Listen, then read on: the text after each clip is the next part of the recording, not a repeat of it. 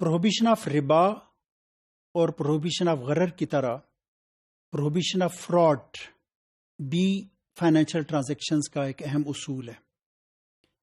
اس کا مفہوم یہ ہے کہ جو کانٹریکٹ ہے یا جو فائنینشیل ٹرانزیکشن ہے it should be free from the elements of fraud, deception and miss representation.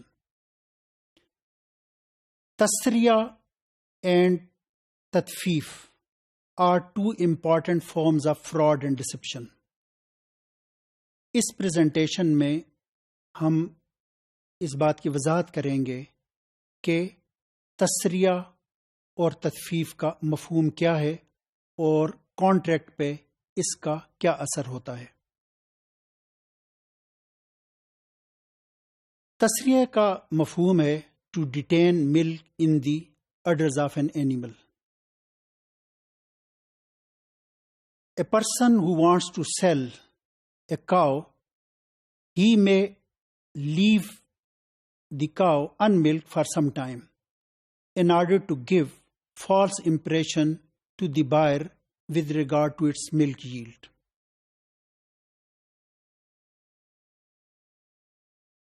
دیہاتوں میں بعض اوقات یہ ہوتا ہے کہ ایک شخص جانور کو بیچنے سے پہلے وہ 2-3 وقت اس کا دودھ نہیں دوہتا یا کہ تھنوں میں دودھ کو روکے رکھتا ہے۔ اس کا مقصد یہ ہوتا ہے کہ بائر یہ سمجھے کہ اس کی جو ملک ییلڈ ہے یا کہ جو اس کا دودھ دینے کی صلاحیت ہے وہ بہت زیادہ ہے۔ وہ جس وقت اپنے گھر جا کے 1-2 وقت اس کا دودھ دوہتا ہے تو اسے پتہ چل جاتا ہے کہ یہ 10 کلو یہ گائے دودھ نہیں دیتی بلکہ یہ بمشکل 1-2 کلو دودھ دیتی ہے۔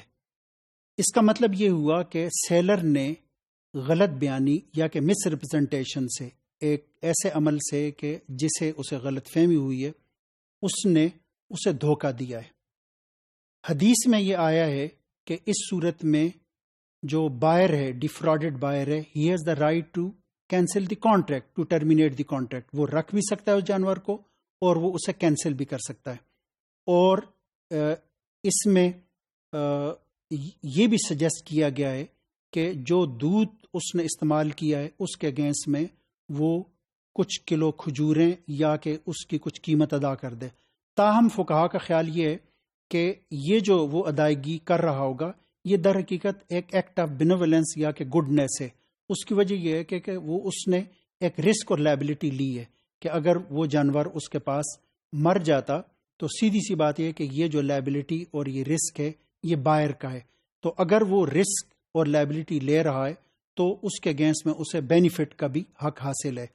تو اس کا خلاصہ یہ ہے کہ جو تسریہ ہے یا جس کو ہم کہتے ہیں کہ detaining milk in the udders of an animal, it is a form of fraud and deception that has been prohibited in Islamic law. دوسری جو اس کی شکل ہے وہ ہے تطفیف۔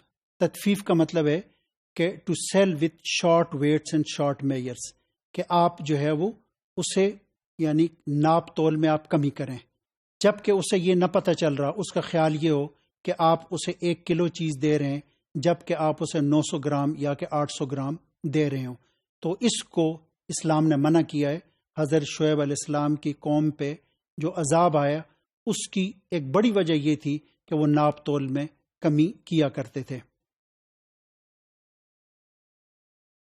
قرآن میں سورہ مطففین اس کا آغاز ہی ان الفاظ سے ہوتا ہے کہ وہ to those who deal in fraud, کہ تباہی ہو ان لوگوں کے لیے کہ جو کہ فراڈ کرتے ہیں، کہ when they have to receive by measure they exact full measure, کہ اگر وہ دوسروں سے لیتے ہیں تو پورا پیمانہ بھر کے لیتے ہیں، اور جب دوسروں کو وہ دیتے ہیں تو اس میں وہ کمی کر دیتے ہیں اور انہیں اس کا ڈیو جو حق ہے جس کا وہ مستحق ہے وہ اسے نہیں دیتے۔ الا یظن اولئک انہم مبعوثون لیوم عظیم، کہ کیا وہ لوگ یہ نہیں سمجھتے کہ قیامت کے دن وہ جو اٹھائے جائیں گے اور وہ اللہ تعالیٰ کے سامنے حاضر ہوں گے۔ تو اس طریقے سے ہم یہ اندازہ لگا سکتے ہیں کہ تسریہ اور تطفیف ان کی سختی کے ساتھ ممانعت آئی ہے۔ اس کی وجہ یہ ہے کہ یہ فراڈ اور ڈسپشن کی بڑی نمایاں شکلیں ہیں۔